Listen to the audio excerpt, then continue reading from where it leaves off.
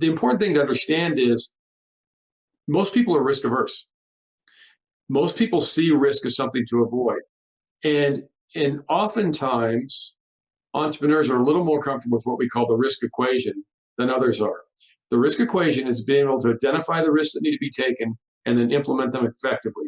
So that's two components: identify the risks and implement them. As simple as that sounds, and as intuitive and innate that is for a lot of people who are entrepreneurial, it is not something that comes naturally to a lot of people. The second thing I want to point out is the following. I'll pose the question to you. Are entrepreneurs risk takers? Are they naturally risk inclined?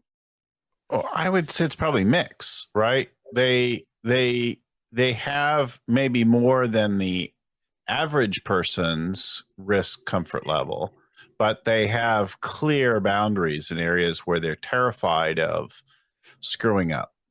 That's well stated, and it correlates to our observation here at the Research Institute for Risk Intelligence, which is entrepreneurs are risk takers of necessity and not of choice.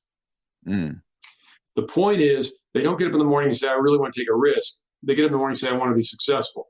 And they know that a risk is a means to that end. Risk is not an outcome. It's simply a tool to lead to an outcome.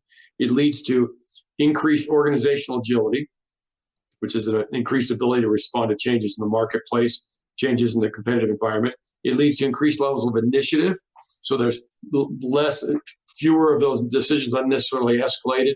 Organizations can respond more promptly and effectively. And finally, it leads to increased levels of innovation. And there's not an organization that exists that doesn't have to continually innovate if they want to remain competitive.